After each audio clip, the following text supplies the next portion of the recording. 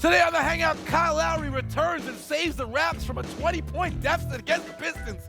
Plus, it's MVP debate time. Who you got, Russ or Harden? And damn, escape from New York again. Derrick Rose, down go his knees. Out!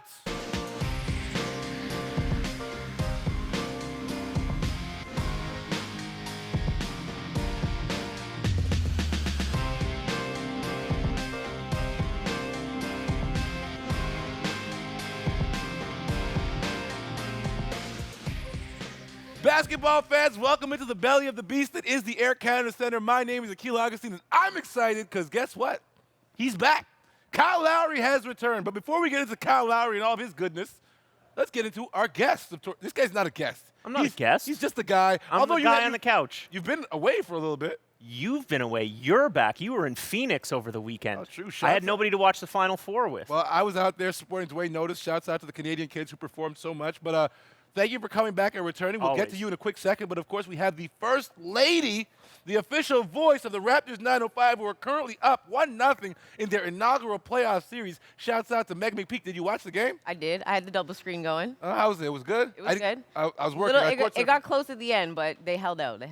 All right, now recently, I was out in Nova Scotia talking to the kiddies, got to connect with an old friend, a hoop head, a basketballer from back in the day on a show called Raptors Space. Now he's the operations manager for basketball in Nova Scotia. Big up our guy from the East Coast, Ryan Dickinson. Welcome to the family. Thank you very much for having me. Appreciate it. All right, cool. Now that we've got all the formalities out of the way, let's jump into it. Kyle Lowry has returned. Megan McPeak, thoughts and impressions from his game. I thought he looked good last night. Ooh, really? I did. When you think about the fact that he's been out for almost 2 months. 18 games. It's easy enough to say, when it comes to injuries, they could be gassed, they got to get in game shape, but it was his hand. So no question.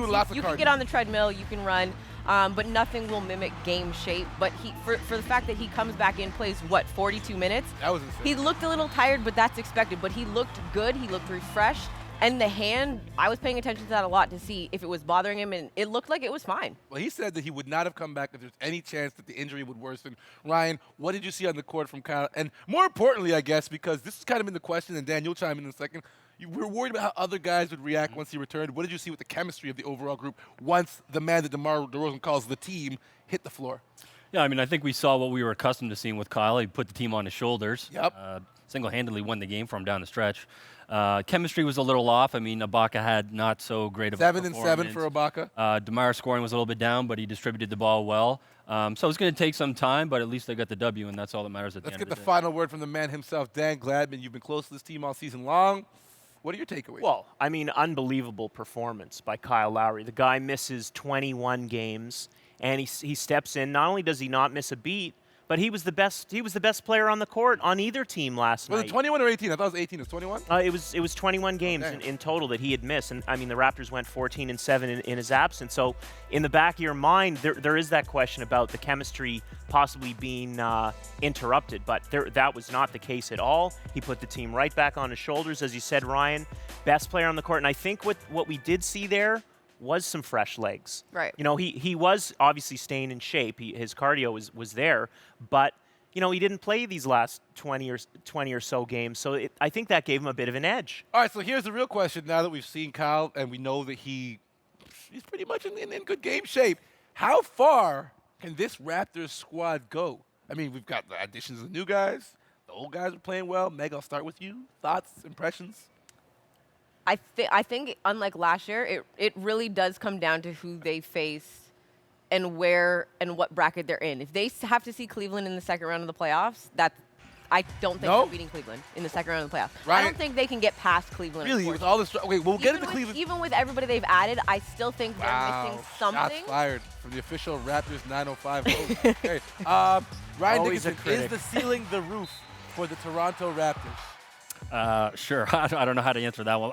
I'll say I think they can. Say yes. Sure. Yes. I still don't know what that one means. Wait, ask Michael Jordan. The ceiling is the roof. Exactly. I might have to figure that out. I think they can get as far as the Eastern Conference Finals like last year. I think they could get bounced as early as the first round. Wow. A lot of things have to go their way. The accordion team. They can go anywhere. They've been up and down, the ebbs and flows. Last year it took 0.3 seconds from a shot that the Indiana Pacers made that was not counted for them to even advance.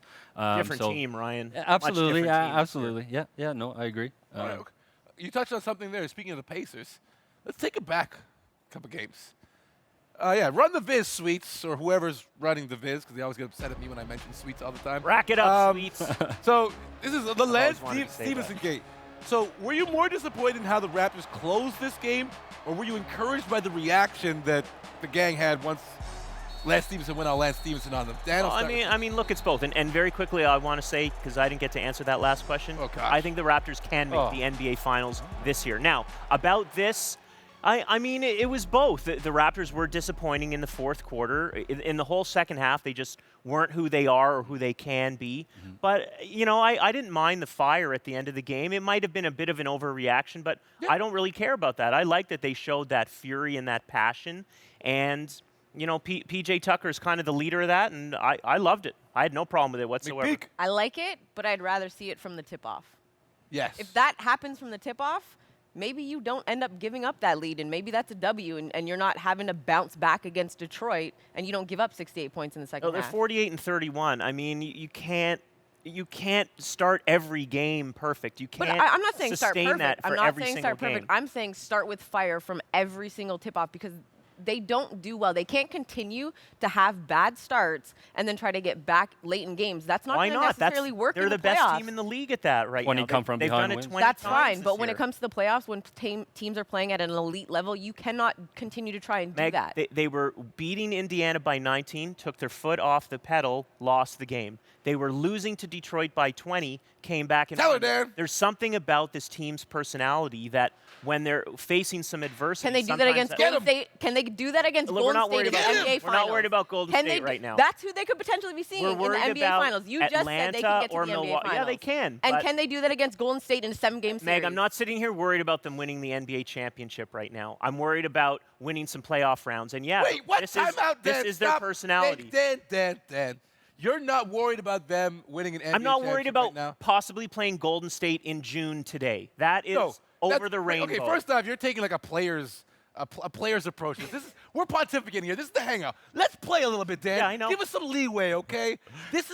You don't feel like this is the one year that when you look at this Raptors squad, you feel like they actually have a legitimate shot at an NBA final? Absolutely. You don't feel that in your heart? I do feel it. I'm messaging Meg. Get him on this one. Why not? No? They're a Okay, better so if team you- this year if you than last say year. that, if you say that in order for them to get to the NBA Finals, because you say that, can they do that against could they do that, against a Cleveland Cavaliers team in 7? If you get to the No. NBA Finals. So then they can't, that's But exactly what I that's just said. You what they're- can't, All you right, can't be their bipolar. Ladies and gentlemen, we That's will their have personality. more of PTI featuring Megan Wilbon and Kornheiser over here. Kornheiser, Wilbon, call us up.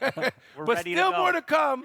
But we got big news, of course. Raptors 905 and Coach Sick. Jay Stack up 1-0 on the Canton Charge in the D-League playoffs. The road to the 6 starts here. Meg McPeak is in the building. 905, stand up, hang out!